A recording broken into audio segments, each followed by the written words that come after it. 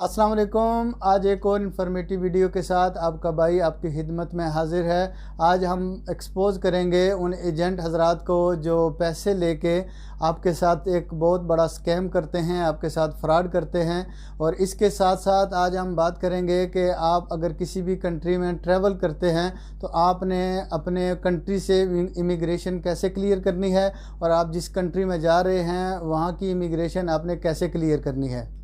इस वीडियो में डॉक्यूमेंट के हवाले से और वीज़ा अप्लाई करने के हवाले से भी बात होगी, लेकिन वीडियो शुरू करने से पहले आप सबसे रिक्वेस्ट है मेरे चैनल को लाइक करें, सब्सक्राइब करें और बेल के आइकन को ज़रूर प्रेस करें ताकि मेरे आने वाली तमाम नई वीडियो का नोटिफिकेशन आप सबको अपनी मोबाइल स्क्रीन पे मिलता रहे। चलिए तो बात करते हैं उस स्कैम के हवाले से, उस फ्रॉड के बारे में कि वो स्कैम वो फ्रॉड क्या है और ये एजेंट लोग आपसे ये फ्रॉड कैसे करते हैं। होता कुछ यूँ है कि आप किसी भी कंट्री के लिए विज़िट वीज़ा अप्लाई करते हैं तो पहले तो ये है कि वो पैसों के हवाले से ये आपसे पैसे ज़्यादा चार्ज करते हैं, यानी कि इसकी फ़ीस, यानी किसी भी कंट्री में अगर आप जाएं तो वहाँ की फ़ीस के हवाले से डिफरेंट कंट्री का डिफरेंट रेट है। तो वो आपसे सबसे पहले तो फ्रॉड ये करेंगे कि अगर सपोज़ कर लें कि किसी कंट्री की विज़िट वीज़े की फ़ीस 20,000 है, पाकिस्तानी 20,000 है, तो वो आपसे कम से कम 50 या 55,000 चार्ज करेंगे। इसके अलावा एक जो सबसे बड़ा स्कैम है, एक सबसे बड़ा फ्रॉड वो ये करते हैं, खुसूसन अगर आपने इंडोनेशिया का विज़िट वीज़ा अप्लाई किया तो आपको ये सिर्फ़ और सिर्फ विज़िट वीज़ा ही देंगे। इंडोनेशिया के विज़िट वीज़े के साथ साथ आपको स्पॉन्सर लेटर की ज़रूरत भी पड़ती है, क्योंकि अगर आपने वहाँ पे जाना है, आपने वहाँ पे ओवर स्टे करना है या आपने वहाँ पे शादी करनी है तो उस हवाले से आपका टाइम पीरियड थोड़ा ज़्यादा लग सकता है। वहाँ पे अगर इंडोनेशिया में जाके आपने 2 महीने से ज़्यादा स्टे करना है तो उसके लिए आपके स्पॉन्सर लेटर का होना बहुत ही ज़रूरी है। ये तमाम बातें अगर आप पाकिस्तान से जाते हैं तो आपको पता नहीं होती, आप सिर्फ सिंपली वीज़ा अप्लाई करते हैं तो वो एजेंट आपसे पैसे भी ज़्यादा चार्ज करता है और आपको सिर्फ़ और सिर्फ विज़िट वीज़ा देता है। आपको अगर इसके बारे में मालूमात नहीं है, कुछ इन्फॉर्मेशन नहीं है, तो आप वो सिर्फ सिंपली वो वीज़ा लेके आप इंडोनेशिया जाते हैं, वहाँ पे इंटर हो जाते हैं। लेकिन अगर आपको वहाँ पे ओवर स्टे करना पड़ जाए तो आपको फिर ये स्कैम और ये फ्रॉड के बारे में आपको इंडोनेशिया में जाके पता चलेगा, क्योंकि जब आप वहाँ पे जाके वहाँ के जो इमिग्रेशन है वहाँ आप ओवर स्टे के लिए दूसरा स्टे परमिट आप लेंगे तो आपसे सिर्फ़ और सिर्फ एक ही डिमांड करेंगे कि आप अपना स्पॉन्सर लेटर हमें दिखाएं। तो आपके पास तो स्पॉन्सर लेटर होगा नहीं, आप करेंगे क्या कि आपने वहाँ से इन एजेंट को कॉल करनी है जिससे आपने वीज़ा अप्लाई किया था। तो फिर ये आपसे मोर देन $100 और वो ये आपसे डिमांड करेंगे। तो $100 आप यकीन करें कि वहाँ पे आपको अगर 2 महीने का और वीज़ा चाहिए तो $100 तो उसकी वहाँ पे फ़ीस नहीं बनती, लेकिन ये एक छोटा सा लेटर टाइप करने के $100 लेंगे।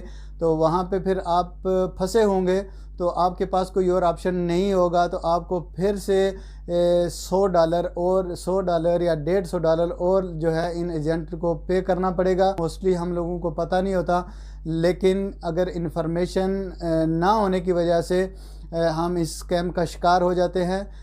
अगर आपको इस बारे में अगर कुछ थोड़ा नॉलेज है या अगर आपको पता नहीं है तो फिर भी आपके लिए बहुत ही ज़रूरी है कि अगर आप किसी भी कंट्री का विज़िट वीज़ा अप्लाई करते हैं, खुसूसन इंडोनेशिया का विज़िट वीज़ा अप्लाई करते हैं, तो आपके लिए इसके साथ स्पॉन्सर लेटर बहुत ही ज़रूरी है। चलिए तो हम बात करते हैं कि हम इस स्कैम से कैसे बच सकते हैं। तो आपने जब भी अगर इंडोनेशिया का विज़िट वीज़ा अप्लाई करना है, अगर आपने 2 महीने वहाँ इंडोनेशिया में रहना है तो फिर तो कोई टेंशन नहीं, यानी आपको कुछ परेशानी की ज़रूरत नहीं है। लेकिन आपने वहाँ पे जाके शादी करनी है या किसी और रीज़न से आपको थोड़ा और स्टे करना पड़ जाए इंडोनेशिया में, तो आप करेंगे क्या कि यहाँ से ही जिस एजेंट से आप वीज़ा अप्लाई करेंगे तो आप उससे पहले ही ये बात तय कर लें कि मुझे वीज़े के साथ साथ ये जो स्पॉन्सर लेटर है वो भी चाहिए। विदाउट स्पॉन्सर लेटर आपने किसी भी एजेंट से वीज़ा अप्लाई नहीं करना। इसके अलावा एक और स्कैम, एक और फ्रॉड जो इन एजेंट की मिली भगत होती है वो ये है कि एज़ अ न्यू विज़िटर हम किसी भी कंट्री में जाते हैं तो हमारे लिए सबसे ज़्यादा मसला है वहाँ की इमिग्रेशन क्लियर करना। तो यहाँ पे भी एजेंट माफिया सरगर्म है, बहुत सारे पैसे लेके बहुत सारे जो हैं आप मामलात समझ सकते हैं। मैं ज़्यादा ब्रीफली जो है मैं आपको यहाँ पे समझा नहीं सकता। आपको सिर्फ आपके माइंड में ये बात आपके हो कि आपके साथ कुछ भी हो सकता है। अगर आप पाकिस्तान से आएंगे तो वहाँ की इमिग्रेशन क्लियर करना भी आपके लिए आसान नहीं है। लेकिन अगर आप न्यू हैं, अगर आप किसी भी कंट्री में अगर पहली दफ़ा जा रहे हैं तो इमिग्रेशन वाले थोड़ी सख्ती आपके साथ करेंगे, तो आपने थोड़ा सा ब्रेवली उनको फेस करना है। क्योंकि अगर आपके पास डॉक्यूमेंट क्लियर हैं तो फिर तो आपको परेशान होने की ज़रूरत नहीं है, क्योंकि आपके पास सारे डॉक्यूमेंट मौजूद हैं। ज़्यादातर होता ये है कि वहाँ पे अगर आप इंडोनेशिया जा रहे हैं तो ज़्यादातर लोग वहाँ पे जो है ऑस्ट्रेलिया की तरफ भाग जाते हैं या कुछ और मामलात हो जाते हैं, तो इसलिए वहाँ की इमिग्रेशन थोड़ी सख्ती करती है। हो सकता है जो मैं बात करूँ आप इसके साथ टोटली डिसएग्री भी हूँ, लेकिन जो ज़्यादा फैक्ट यही है कि आप इस्लामाबाद, लाहौर या कराची कहीं से भी आप आते हैं तो आपके लिए एक टफ़ हो गई सिचुएशन। आपने वहाँ से इमिग्रेशन कैसे क्लियर करनी है, क्योंकि ये सारी बातें जो सारी सिचुएशन है वो मैंने ख़ुद फेस की है। रिसेंटली मैंने इंडोनेशिया का विज़िट किया, तो इमिग्रेशन के हवाले से मैंने एक आदमी से कांटेक्ट किया, तो उसने तो एक लंबी चौड़ी दास्तान मुझे सुनाई। $800 एक आदमी को देना है, यानी $1000 इस आदमी को देना है, $500 आपको वहाँ पे देना पड़ेगा, यहाँ आपके इतना, यानी लंबी चौड़ी एक दास्तान थी। लेकिन इन चक्रों में आपने नहीं पड़ना। आपके पास इंडोनेशिया का विज़िट वीज़ा है, आपने सिर्फ यही उनको बताना है इमिग्रेशन पाकिस्तान में कि मैं क्यों जा रहा हूँ। अगर आप शादी करने के लिए जा रहे हैं तो आपने अपने डॉक्यूमेंट उनको दिखाने हैं, मैंने वहाँ पे शादी करनी है, या सिंपली आपने वहाँ का विज़िट करना है तो वो डॉक्यूमेंट उनको दिखाने हैं। इतना लंबा चौड़ा प्रोसेस नहीं है।